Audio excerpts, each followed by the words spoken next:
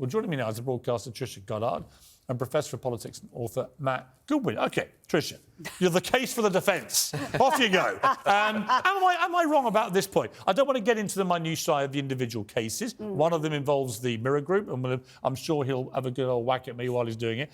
I don't want to get into that because we can't for the legal reasons. Yeah. However, on the general point I'm making, which is, yeah, of course, as a member of the royal family, he's had his private life raked over the coals for decades. Of course, they all have. And in return, the others all accept that the deal is that you get the palaces, the servants, the fancy life, you're the biggest stars in the world, and the oppressor like an annoying buzzard on the backside of a bison. Harry sees it in a much more malevolent way. But then, of course, comes the hypocrisy of the book, the Netflix series, everything else, where he seems to just be relentlessly invading his own privacy, that of his family, that of his friends, that of people he's met on his life. How can you have your cake, your privacy cake, and eat it? Well, I'm in a difficult position because I could say to a much lesser degree, and I'm nothing like Harry as far as profile is concerned, but I would be the same because, for instance, when I was in hospital in 2008, I think you know one of the reasons I moved to the States was I didn't have any privacy there.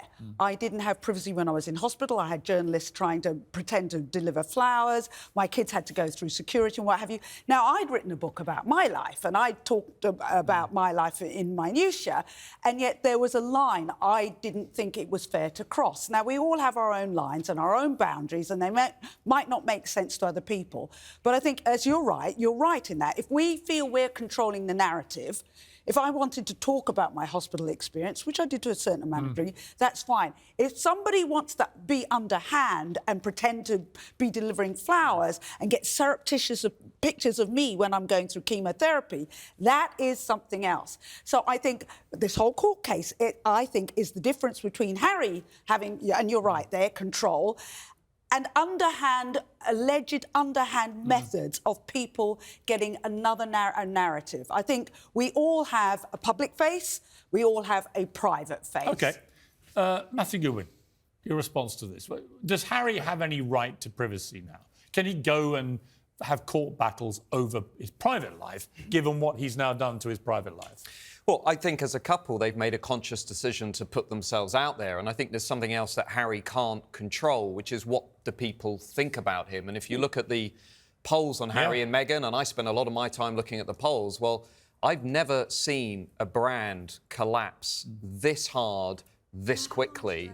Since the end of last year, both Harry and Meghan are down 40 points. We've just had a poll in America which shows he's less popular now than Prince Andrew in America. Right. So as a brand, I think anecdotally, I've been bouncing this latest thing off people. And they're like, let me get this straight. He's flown all the way from LA for a part of the process he doesn't need to be at, just to be in the papers, going through the front entrance, and he's laughing. Yeah. What kind of thing is he thinking he's representing here? What image is he putting forward? I think they think they're the underdogs going up against the system. But the public won't see that. They're in the middle of a cost of living crisis we haven't had in 100 years. I don't think there's going to be any sympathy. Honestly, I don't.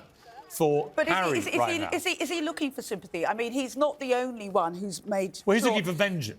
Well, he's not the only one who's very visible in this. And as you mentioned, there are other people, David Furnish, Elton John and Doreen Lawrence. Doreen Lawrence? Yeah.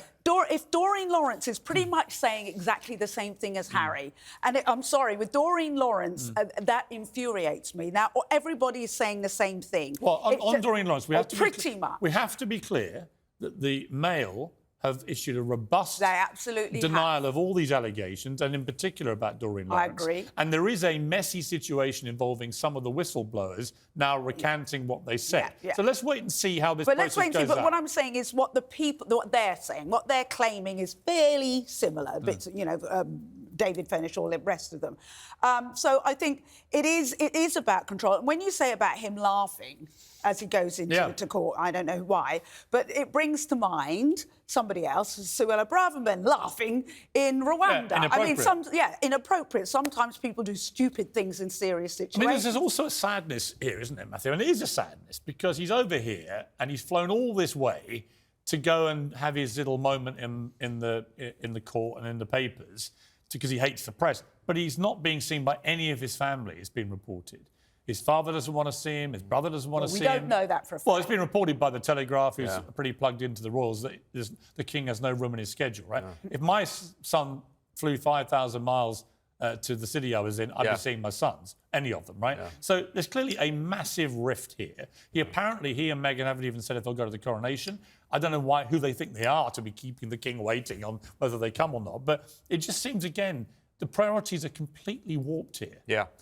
I feel sorry for Harry, actually. I think he's a deeply disturbed young man who needs a lot of support. And I think if you look at the therapy session that he did in the US, that is not something that I think somebody who is completely in command of their, of themselves and is getting good advice from public relations people, has a supportive team around them. I don't think that's something that a person like that would do. So when I look at him, I see someone actually who's quite lost.